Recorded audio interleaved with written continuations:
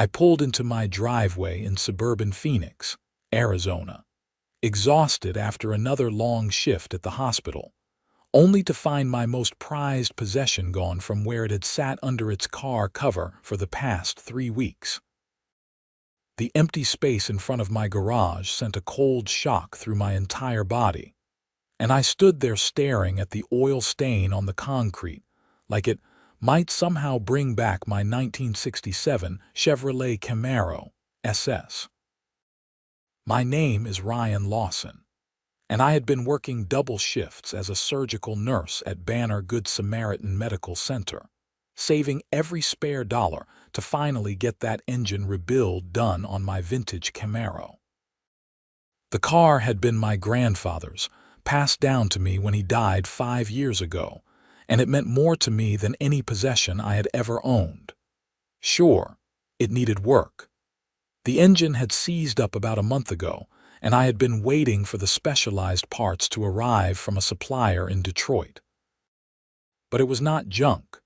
It was a classic American muscle car that just needed some love and attention. I immediately checked my phone to see if I had missed any calls or messages. Nothing. I walked around my property, thinking maybe someone had played a sick joke and moved it somewhere, but deep down I knew better. This had HOA written all over it. The Sunset Valley HOA had been a thorn in my side since I moved into this supposedly peaceful neighborhood 18 months ago. The president, a woman named Karen Mitchell, was exactly what you would picture when you heard the term HOA president. She was a 52-year-old woman with a blonde bob haircut that she probably asked to speak to the manager about at least once a week, and she treated the neighborhood like her personal kingdom. Every interaction I had with her ended with some complaint or warning about something I was supposedly doing wrong. I stormed over to her house, which was only 4 doors down from mine. The sun was setting behind the desert mountains, painting the sky orange and purple, but I barely noticed the view. My heart was pounding as I rang her doorbell 3 times in quick succession. Karen opened the door wearing a pristine white pantsuit, holding a glass of white wine. "Ryan," she said, her voice dripping with false sweetness. "What can I do for you?" "Where is my car?" I demanded, trying to keep my voice level but failing. "Oh, that eyesore you had sitting in your driveway. We had it towed this morning." It was in violation of our HOA bylaws, Section 12, Paragraph 4. No inoperable vehicles may be visible from the street for more than 72 hours. That car was covered, and it was not junk. That was a vintage Camaro worth thousands of dollars. Karen took a sip of her wine and gave me a condescending smile. "It looked like junk to me. The towing company has it now. You can contact them if you want to dispute the fees, but according to our agreement, vehicles in violation can be removed at the owner's expense." "You cannot just tow someone's car without notice," I said, my hands clenching into fists at my sides. "Actually, we can. You signed the HOA agreement when you purchased your home. You should have read it more carefully.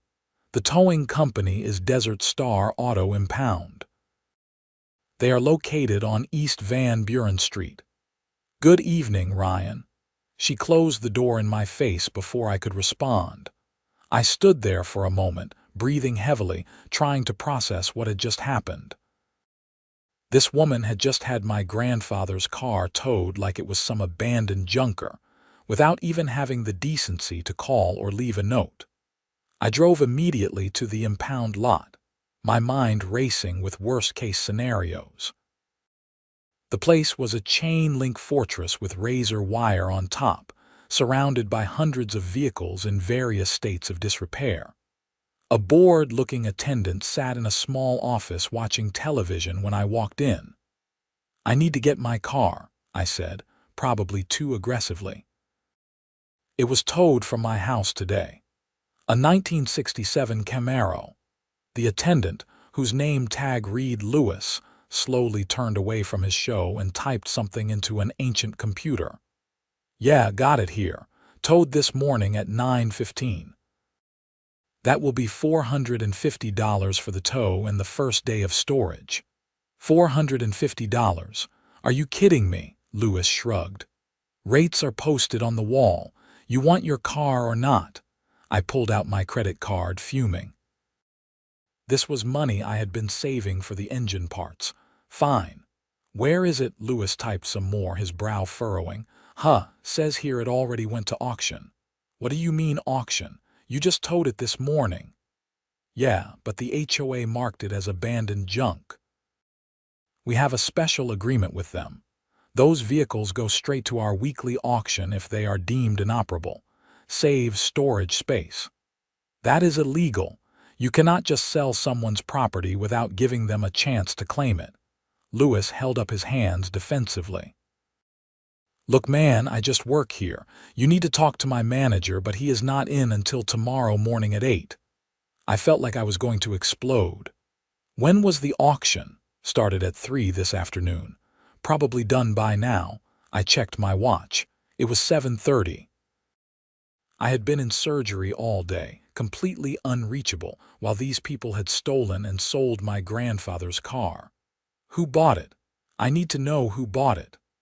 I cannot give out that information. You will have to talk to the manager tomorrow. I left the impound lot feeling completely helpless and furious. This could not be legal. There had to be consumer protection laws against this kind of thing. When I got home, I spent the next 3 hours researching Arizona towing laws and HOA regulations, and what I found made my blood boil even more.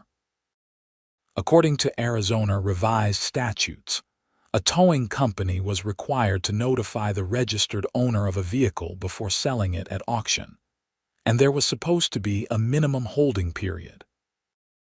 The only exception was if the vehicle was actually abandoned on public property, which mine clearly was not.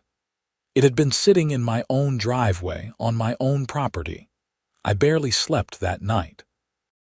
I kept thinking about my grandfather, how he had bought that Camaro brand new in 1967 with his first big paycheck from the copper mine where he worked. He had taken me for rides in it when I was a kid, and I remembered the smell of the leather seats and the roar of that big block engine. He had been so proud when he gave it to me before he passed, making me promise I would take care of it. The next morning, I called in sick to work for the first time in over a year. I was at the impound lot when they unlocked the gates at 8. The manager, a heavy-set man named Richard Torres, seemed slightly more sympathetic than Lewis had been, but not by much. I understand your frustration, Mr. Lawson, he said, sitting behind a desk covered in paperwork. But we followed protocol. The HOA authorized the tow and classified the vehicle as inoperable and abandoned. It was not abandoned. It was in my driveway, and I was never notified. Richard pulled up some records on his computer. Says here we sent a notice to your address. I never received any notice. When did you supposedly send it? According to this, it was sent to your address at 9:30 yesterday morning, same day as the tow. That is not proper notice. You cannot send a notice and then auction the car 6 hours later. That is insane. Richard leaned back in his chair. The notice was a courtesy. According to our agreement with the Sunset Valley HOA, vehicles they classify as junk can be processed immediately. I want to know who bought my car. He hesitated, then pulled up another screen. The buyer was a man named Vincent Rossi. He is a regular at our auctions. Flips classic cars, I think. How much did he pay? The final bid was $3,500. I felt like I had been punched in the gut. My Camaro, which was easily worth $40,000 or more once restored, had been sold for pennies on the dollar. I need his contact information. I cannot give that out. Privacy policy. Then you need to contact him and tell him there was a mistake. That car was sold illegally and needs to be returned. Richard sighed. I can pass along a message, but I cannot force him to do anything. The sale is final once the auction ends. I left feeling even more frustrated than before. My next stop was the Sunset Valley HOA office, which was located in a small building near the neighborhood entrance. The office assistant, a young woman who looked like she wished she was anywhere else, told me Karen Mitchell had a meeting scheduled at noon and could see me then. I waited in that office for 3.5 hours, watching Karen come and go, chatting with other board members, completely ignoring the fact that I was sitting right there. Finally, at almost 4 in the afternoon, she called me into her office. "Ryan, I really do not understand what the problem is," she said, sitting behind her desk with that same condescending smile. "Your vehicle was in violation. We followed the proper procedures." "You did not follow any procedures," I said, struggling to keep my voice calm. "You had my car towed and sold without proper notice. That is theft." "That is not theft. That is enforcement of our community standards. Your vehicle was an eyesore that was bringing down property values. It was under a car cover. Nobody could even see it. We could see the shape of it. We knew what was under there, and several neighbors complained." "Which neighbors?" "I cannot disclose that information." I leaned forward. "Because there were no complaints. You just did not like it because you have a problem with me." Karen's smile disappeared. "Watch your tone, Mr. Lawson. I am trying to maintain a beautiful, orderly community here. If you cannot respect our rules, perhaps you should consider living elsewhere. I want my car back, or I want compensation for its full value."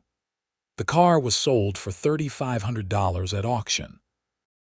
After towing and processing fees, the HOA actually lost money on the whole affair. "You should be grateful we do not bill you for the difference." I stood up, my chair scraping loudly against the floor. "You have not heard the last of this. Are you threatening me?" "No. I am telling you I am getting a lawyer." I walked out before she could respond. My next stop was a law office downtown that specialized in property disputes. The attorney, a sharp-looking woman in her 40s named Patricia Gomez, listened to my story with increasing interest. "This is actually a pretty clear-cut case," she said after I finished. "They violated multiple statutes. The problem is that HOA disputes can take months or even years to resolve, and in the meantime, your car is gone. So what do I do? First, we file a complaint in small claims court. The limit is $3,500 in Arizona, which coincidentally is exactly what your car sold for at auction. That can get resolved relatively quickly. Then we file a separate suit in Superior Court for the actual value of the vehicle, which you said is around $40,000. At least, maybe more to the right collector. We will need documentation, appraisals, photos, maintenance records, anything that proves the car's value. I have all of that. My grandfather kept meticulous records and I have been documenting the restoration process." Patricia nodded. "Good. This is definitely worth pursuing. My retainer is $5,000. I winced. That was a huge chunk of my savings, but I did not see another option. "Fine. Let me get you everything you need." Over the next week, I gathered every piece of documentation I could find about the Camaro. Photos of my grandfather with the car in the 60s. The original sales paperwork. Maintenance records spanning 5 decades. Recent appraisals I had gotten for insurance purposes that valued the car at $42,000 in its current condition, with potential value up to $70,000 once fully restored. I had emails with the parts supplier in Detroit showing I had already invested $8,000 in specialized engine components that were currently sitting in my garage with no car to put them in. Patricia was impressed with my documentation. "This is better than most cases I see. The HOA really messed up here." But as we dug deeper into the situation, Things got even worse. Patricia discovered that the so-called notice the impound lot claimed to have sent was actually an email sent to an address I had never used or given to anyone. It was some generic version of my name at a common email provider, not my actual email address that was on file with the HOA. They fabricated the notice, Patricia said, showing me the records. This is looking more and more like fraud. We filed the small claims suit first, along with an emergency motion to try to stop Vincent Rossi from selling or modifying the Camaro before the case was resolved. The court date was set for 3 weeks out. Meanwhile, I decided to try to contact Vincent Rossi directly. Patricia had advised against it, but I needed to at least try. I found him on social media easily enough. He ran a business called Rossi Classic Restorations out of a shop in Mesa. His page was full of before and after photos of vintage cars he had restored and sold. I sent him a direct message explaining the situation. To my surprise, he responded within an hour. "Hey man, I had no idea about any of this. I bought the car fair and square at auction. I already put 10 grand into it for the engine work and some body repairs. Got it running yesterday actually." Sounds amazing. My heart sank. He had already put my parts money equivalent into my car. "I understand you did not know, but the car was sold illegally. I never authorized the tow. I have documentation proving ownership and value. Look, I feel bad for you, but I have a business to run. I bought it legally at a public auction.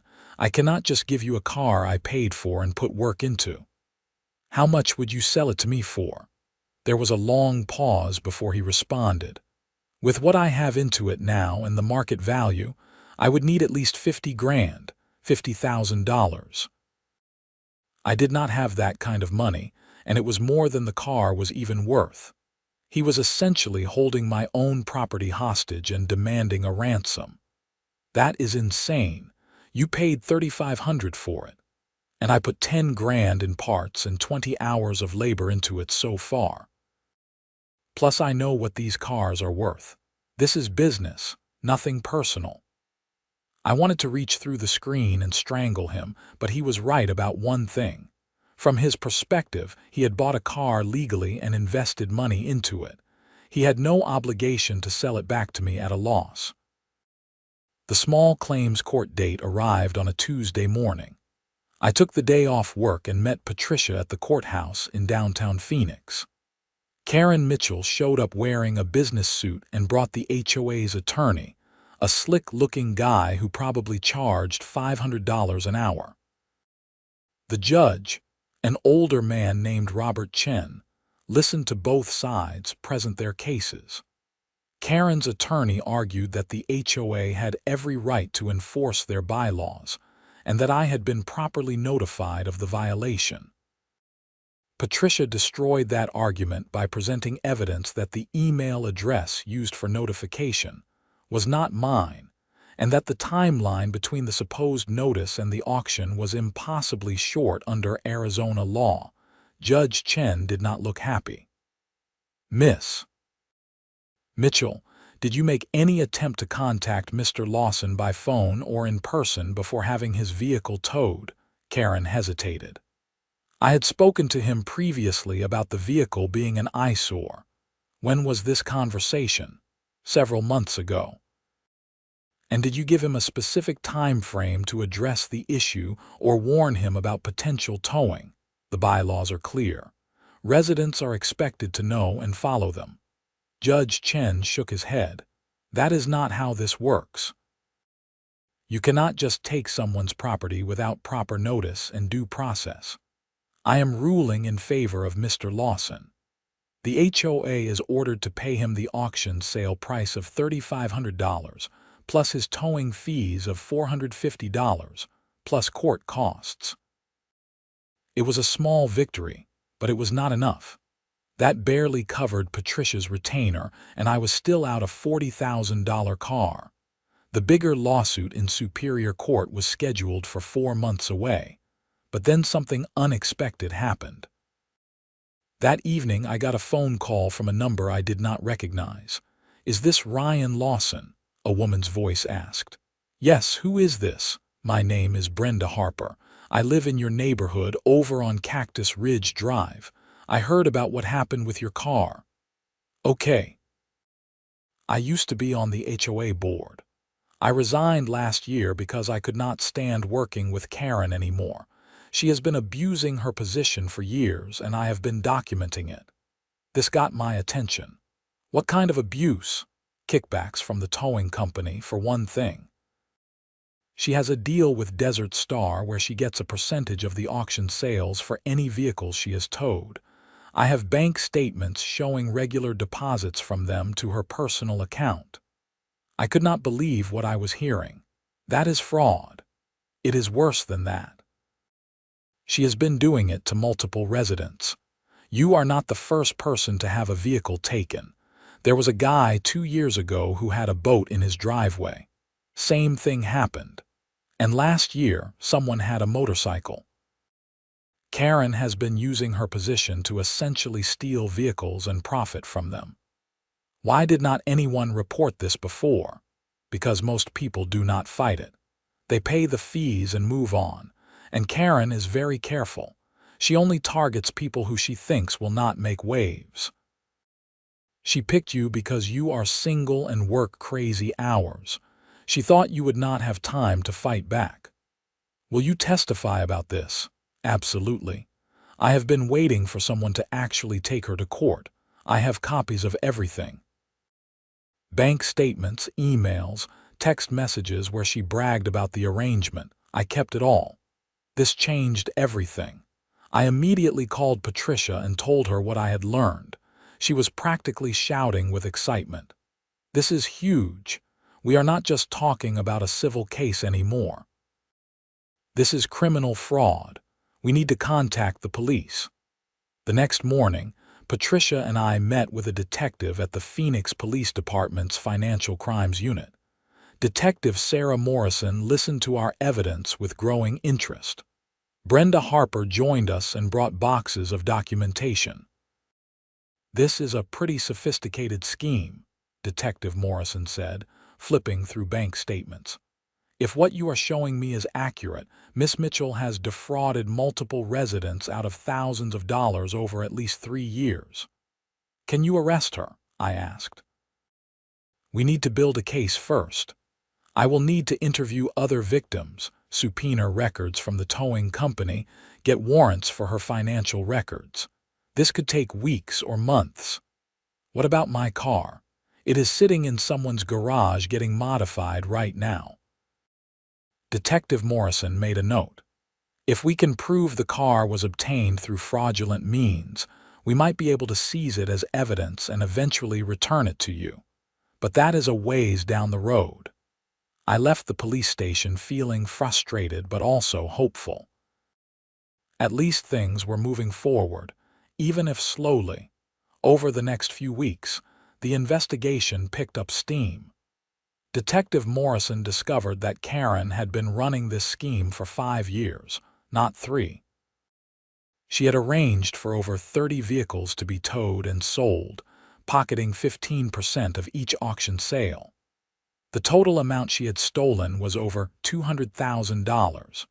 The story broke in the local news, and suddenly, everyone in Sunset Valley was talking about it. Neighbors I had never spoken to before stopped me on the street to tell me their own stories about Karen's abuse of power. It turned out she had been terrorizing the neighborhood in all sorts of ways, far beyond just the vehicle scheme. One couple had been fined thousands of dollars for supposedly violating landscaping rules, even though their yard was immaculate. Karen had been friends with a particular landscaping company and was getting kickbacks for forcing residents to hire them. Another family had been threatened with foreclosure over HOA fees that they had actually already paid. Karen had pocketed their checks and marked them as delinquent. The more that came out, the worse it got. The woman had been running the HOA like her personal criminal enterprise for years. 6 weeks after our initial police report, Detective Morrison called me with news. "We are executing a warrant for Karen Mitchell's arrest today. I thought you might want to know." I took the afternoon off work and drove by Karen's house, keeping a respectful distance. I watched as 2 police cars pulled up, and Detective Morrison walked to the front door with another officer. Karen answered in her typical designer clothes, and I could see the moment reality hit her. Her face went pale, and she actually tried to close the door, but the officers stopped her. They put her in handcuffs and led her to the patrol car. As they drove past where I was parked down the street, I swear she looked right at me. The expression on her face was pure hatred and disbelief. She genuinely could not understand how someone like me, who she had clearly seen as beneath her, had managed to bring down her entire operation. The arrest made the evening news. "Local HOA president arrested in fraud scheme," the headline read. The charges included fraud, theft, embezzlement, and conspiracy. The towing company owner was arrested the same day, along with 2 of his employees who had helped facilitate the scheme, but I still did not have my car back.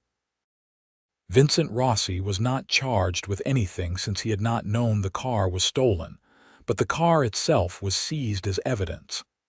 That meant it was sitting in another impound lot, this time one run by the police, and I could not touch it until the criminal case was resolved. The case moved faster than I expected, probably because the evidence was so overwhelming. Karen's attorney tried to negotiate a plea deal, but the prosecutor was not interested in going easy on her. The case went to trial 4 months after her arrest. I attended every day of the trial. It was fascinating and infuriating to watch Karen try to defend herself.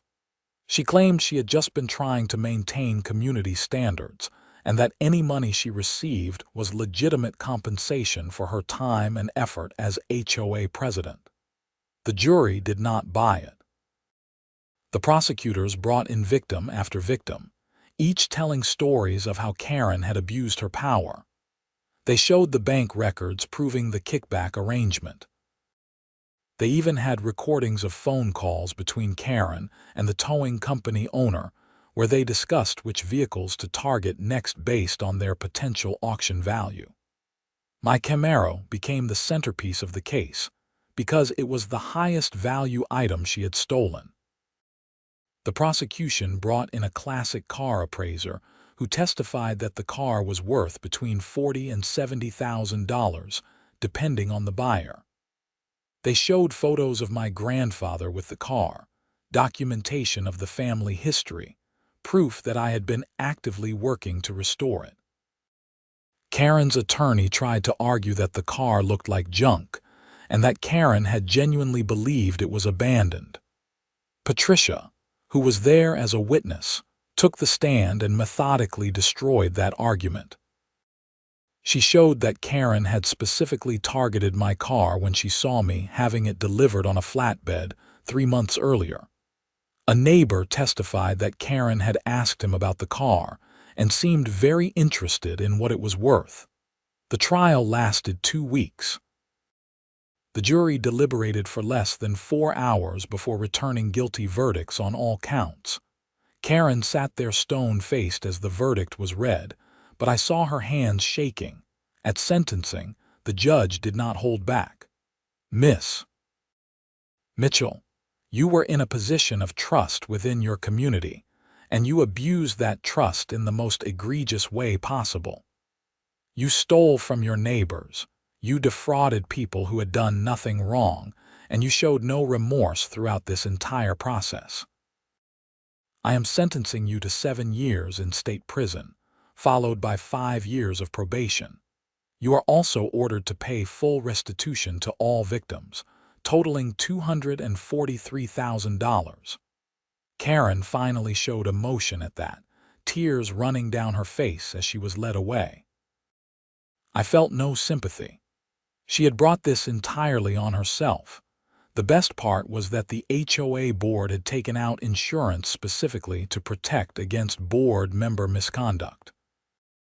The insurance company was on the hook for the restitution payments, which meant I would actually get my money without having to wait for Karen to somehow earn it from prison. 2 weeks after sentencing, I got the call I had been waiting for. My Camaro was being released from evidence and I could pick it up. I brought a flatbed truck to the police impound lot, half afraid of what condition the car would be in after sitting for months. But when they brought it out, I almost cried. Vincent Rossi had actually done beautiful work. The engine was rebuilt. It ran smoothly. The body work he had started was partially complete, and it looked better than it had in years. There was some debate about the work Vincent had done. He wanted compensation for his parts and labor, arguing that he was an innocent party who had invested his own money in good faith. My attorney argued that the car never should have been sold to him in the first place, and that his decision to invest money into a vehicle he bought at auction was his own business risk. Eventually, we reached a settlement. The insurance company paid Vincent $12,000 for his parts and labor, which was fair considering what he had actually put into the car. I got my Camaro back, plus a check for $42,000, the appraised value of the car in its pre-restoration condition. The insurance company was out $54,000 total for just my claim, plus hundreds of thousands more for the other victims. I used part of the settlement money to finish the restoration properly. I found a different shop, one recommended by a classic car club I had joined, and they did amazing work. 6 months after getting the car back, it was finished. Pearl blue paint, chrome shining, original interior restored, and that big block engine purring like a kitten. The first place I drove it was to the cemetery where my grandfather was buried. I parked next to his grave and just sat there for a while, running my hand over the steering wheel. "I kept my promise, Grandpa," I said out loud. "She is beautiful." The Sunset Valley HOA underwent major reforms after the scandal. The entire board resigned, and new elections were held with much stricter oversight rules. The new board president was actually Brenda Harper, the woman who had helped expose Karen's fraud. One of her first acts was to revise the bylaws to prevent anything like this from happening again. The sections about vehicle storage were completely rewritten. Now, residents were allowed to keep project cars on their property as long as they were making regular progress on restoration. There were actual notification requirements before any enforcement action could be taken, including certified mail and in-person contact. The HOA was prohibited from having any financial arrangements with towing companies or contractors. I even got invited to join the HOA board myself, but I politely declined. I had seen enough of HOA politics to last a lifetime. I was content to just live my life, go to work, and enjoy my weekends working on my car or driving it around the desert roads. About a year after the whole ordeal ended, I was at a classic car show in Scottsdale showing off the Camaro when someone tapped me on the shoulder. It was Vincent Rossi. "Hey man," he said, looking a bit uncomfortable. "I just wanted to say I am sorry about everything that happened. I had no idea the car was stolen when I bought it." "I know," I said. "You were just doing business." Still, I felt bad. "You got caught up in something that was not your fault. The car looks amazing, by the way. You did a great job finishing the restoration. You did good work, too. The engine rebuild you did is solid." We talked for a while about the car, the technical details of the restoration, and eventually about the whole crazy situation. Vincent told me he had almost gone out of business because of the scandal, since people had assumed he was part of the fraud scheme. It took months for him to rebuild his reputation. At least something good came out of it, he said. That HOA president got what she deserved and you got your car back. Yeah, it just took almost a year of fighting and thousands in legal fees. Was it worth it? I looked at the Camaro, gleaming in the Arizona sun, exactly the way my grandfather would have wanted it. Absolutely. The story made it into a couple of national news articles about HOA abuse, and I got contacted by several consumer advocacy groups asking me to talk about my experience. I did a few interviews, hoping it might help other people who were dealing with similar situations. The most surprising thing was the number of people who reached out to me with their own HOA horror stories. I heard from people all over the country who had been fined, harassed, or had their property taken by power-hungry board members. It made me realize how lucky I was that I had the resources and determination to fight back. A lot of people just gave up because they could not afford lawyers or did not know their rights. One of those people who contacted me was a journalist named Marcus Webb, who was writing a book about HOA abuse in America. He wanted to feature my story as one of his main case studies. I agreed, figuring it might help bring more attention to the problem. Marcus spent weeks interviewing me, going through all the documents, talking to Patricia and Brenda, and even getting interviews with some of the other victims. The book came out about 2 years after the initial incident, titled Tyranny in the Suburbs: How Homeowner Associations Abuse Their Power. My story took up an entire chapter. Marcus did a great job capturing not just the facts of what happened, but the emotional toll it took. He wrote about my grandfather and what the car meant to me, about the helplessness I felt watching my property get stolen through legal loopholes, about the victory of seeing justice finally served.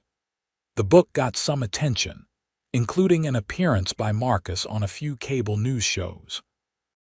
He always made sure to mention that none of it would have come to light if I had not fought back, which was nice even if it made me uncomfortable being in the spotlight. Through it all, I kept working as a surgical nurse, kept living in my house in Sunset Valley, and kept driving my Camaro. The neighborhood was actually a pretty nice place to live once the tyrannical HOA board was gone. People were friendlier, the new board was reasonable, and there was a real sense of community. I even started a small, informal club for neighborhood residents who were working on project cars.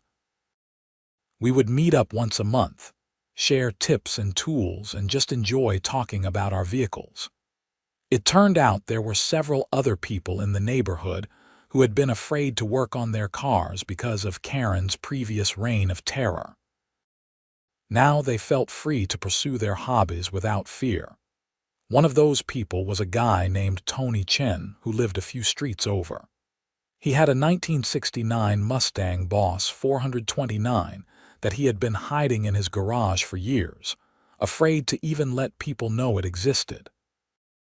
After Karen was gone, he started bringing it out, and we became good friends working on our cars together. "You know what the crazy thing is?" Tony said one Saturday while we were changing the oil in my Camaro in my driveway. "I almost moved away because of her. I was this close to selling my house just to get away from the HOA. Now I cannot imagine living anywhere else." "That is what she wanted," I said. "She wanted to drive out anyone who did not fit her perfect picture of what the neighborhood should be. Well, she is gone and we are still here. I call that a win." He was right. It was a win. Not just getting my car back, not just seeing Karen go to prison, but reclaiming the neighborhood from someone who had turned it into her personal dictatorship. The financial impact of the settlement was significant for me too. After legal fees and finishing the restoration, I still had about $20,000 left over. I used some of it to take a vacation, my first real vacation in 5 years. I drove the Camaro up the California coast, all the way to San Francisco and back, just enjoying the open road and the freedom that came with it. The rest of the money I invested wisely. I put a big chunk into retirement savings and used some to finally furnish my house properly.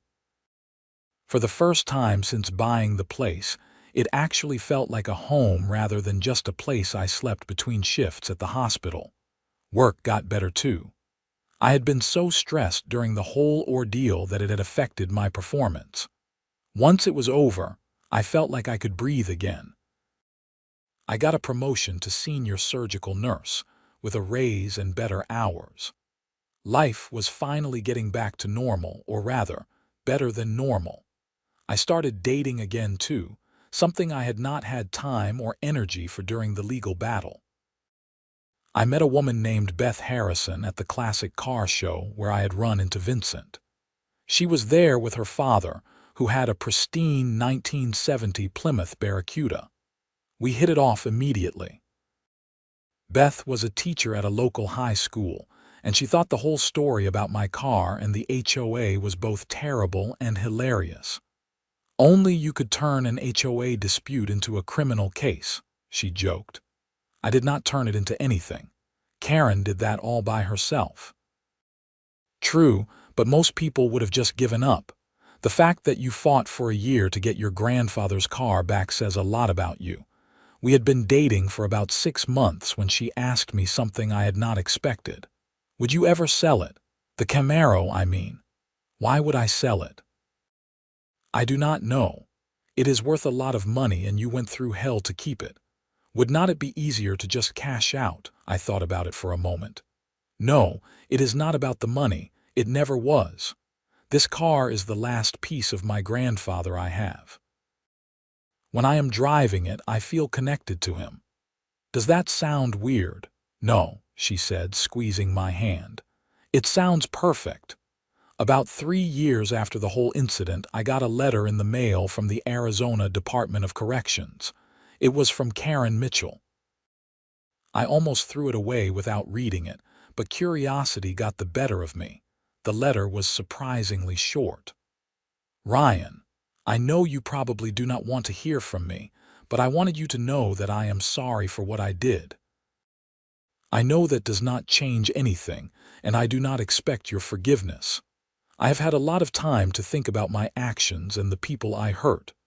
I was wrong, and I let power go to my head. I hope you are doing well, and I am glad you got your car back. Karen. I read it twice, trying to figure out how I felt about it.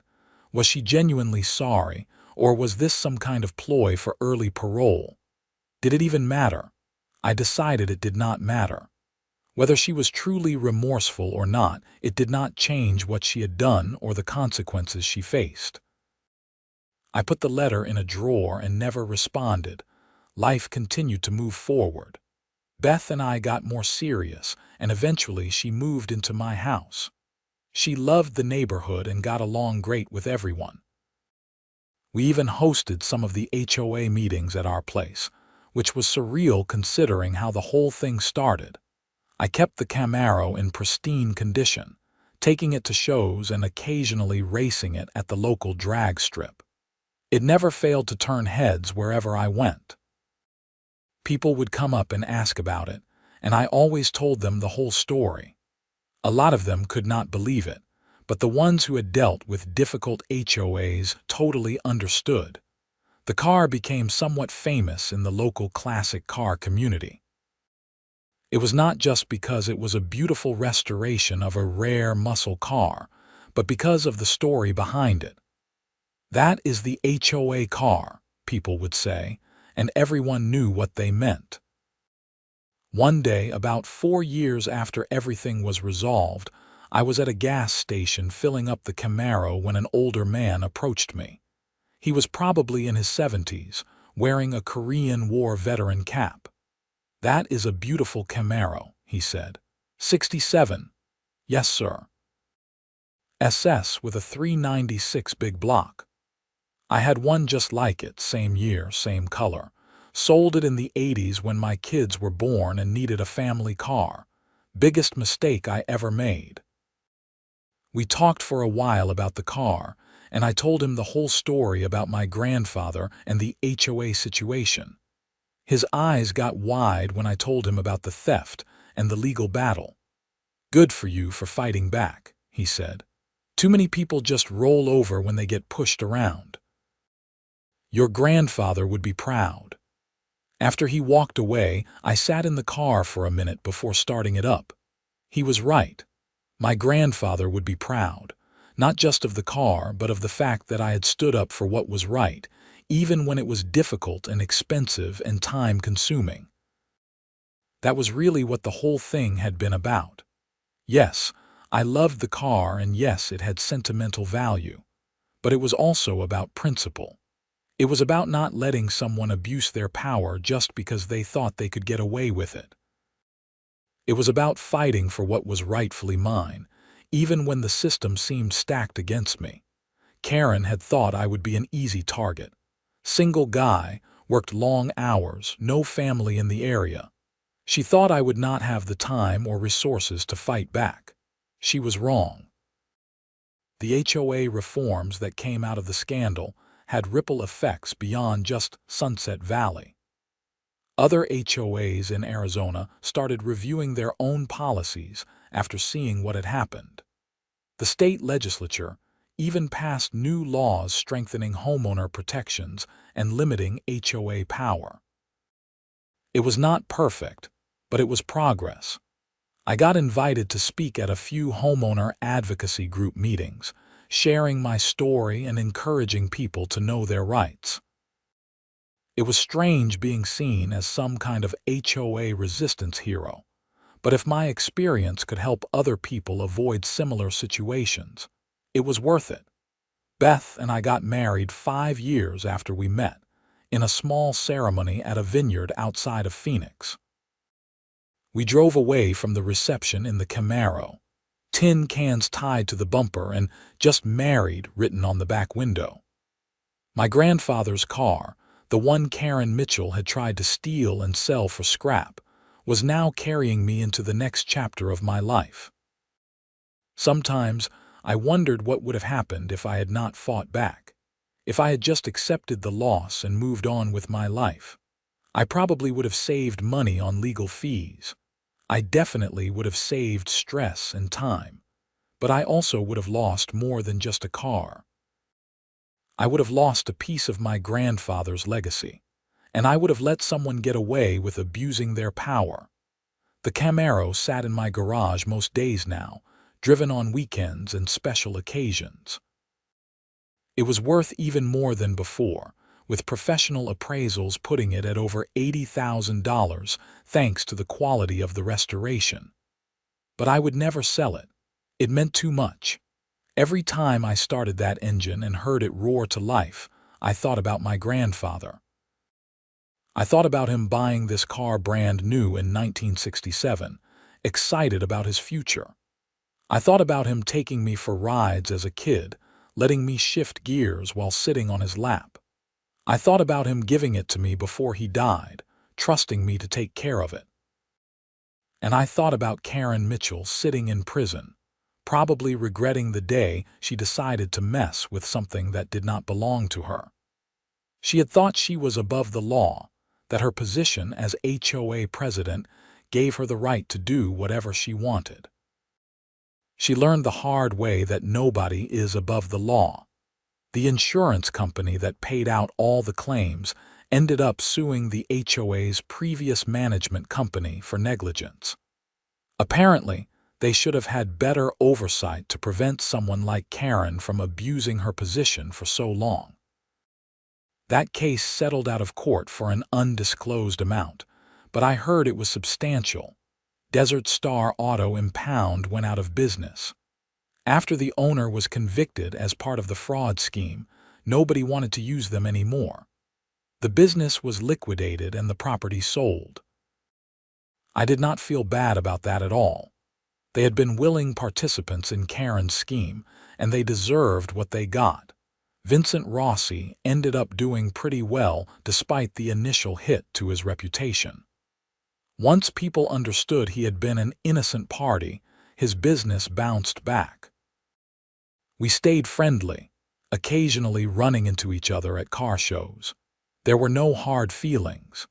He had just been in the wrong place at the wrong time. Tony Chen and I stayed friends, working on our cars together and occasionally taking road trips to car shows around the Southwest. His Boss 429 was truly a special car, worth probably 6 figures to the right collector. We joked that we should start a support group for people with valuable classic cars who lived in HOA neighborhoods. The new HOA board under Brenda Harper's leadership was everything the old one was not. They were reasonable, communicative, and actually seemed to care about the neighborhood rather than just wielding power. Dues went down because they eliminated all the kickback schemes and sweetheart contracts. Community satisfaction went way up. I eventually did join the HOA board, about 6 years after the whole incident. I figured I owed it to the neighborhood to help make sure nothing like that ever happened again. I served one 3-year term and then stepped down, content that the reforms we had put in place would last. Beth and I had our first kid 7 years into our marriage, a son we named Paul after my grandfather. The Camaro was waiting in the garage for him, just like it had waited for me. I planned to teach him to drive in it when he was old enough, and eventually it would be his. Looking back on everything, I realized the whole ordeal had changed me in ways I did not expect. I was more confident, more willing to stand up for myself, more aware of my rights as a homeowner and a citizen. I had learned that fighting back against injustice was worth it, even when it was hard. The Camaro was not just a car anymore. It was a symbol of perseverance, of family legacy, of standing up for what was right. Every time I looked at it, I was reminded that some things are worth fighting for, no matter the cost. Karen Mitchell served 5 years of her 7-year sentence before being released on parole. I heard through the neighborhood grapevine that she moved to Nevada after her release, wanting to get away from Phoenix, where everyone knew what she had done. I never heard from her again after that one letter, and I was fine with that. The story of my Camaro and the HOA fraud became somewhat legendary in our community. New residents would hear about it and come, ask me if it was really true. I would tell them the whole story, showing them the newspaper articles and court documents I had kept. Most people could barely believe it, but it served as a good reminder of why the current HOA protections were so important. As I sat in my garage one Saturday afternoon, 10 years after Karen had first had my car towed, I ran my hand along the Camaro's fender. The paint was still perfect, the chrome still gleaming. It looked exactly as my grandfather would have wanted it. Beth came out to the garage with little Paul, who was 3 now. "Daddy's car," he shouted excitedly, running over to touch the shiny blue paint. "Grandpa's car," I corrected gently. "Daddy is just taking care of it for now. Someday it will be yours." "My car," Paul said, which made Beth and me both laugh. I picked him up and set him in the driver's seat, letting him pretend to steer while making engine noises.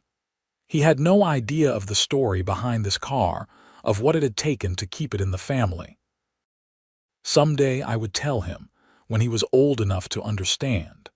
I would tell him about his great-grandfather Paul, who bought it new in 1967, about how it got passed down to me, about how someone tried to take it away but justice prevailed. And I would tell him that some things are worth fighting for, no matter how hard the fight might be. Family, legacy, principle, justice. These things matter. The Camaro was all of those things rolled into one beautiful package of steel and chrome and American muscle.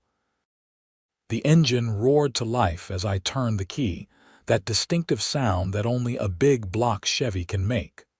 Paul squealed with delight from his car seat that we had strapped into the passenger side. Beth climbed in the back, and we headed out for a cruise through the desert. The sunset painted the sky in shades of orange and purple as we drove down the highway, windows down, engine rumbling. This was what it was all about. Not the money, not the legal victory, not even the justice of seeing Karen Mitchell go to prison. It was about this moment, this feeling, this connection to the past and the future all at once. My grandfather's Camaro had survived decades of use, years of storage, an attempted theft by a corrupt HOA president, and a legal battle that made local news. And it was still here, still running strong, still turning heads wherever it went. As we drove back home that evening, the car running smooth and strong, I made a silent promise to my grandfather and to my son. This car would stay in the family. No HOA, no corrupt official, no amount of money would ever take it away again. It was more than just a car. It was family history, rolling on four wheels, and that was worth everything.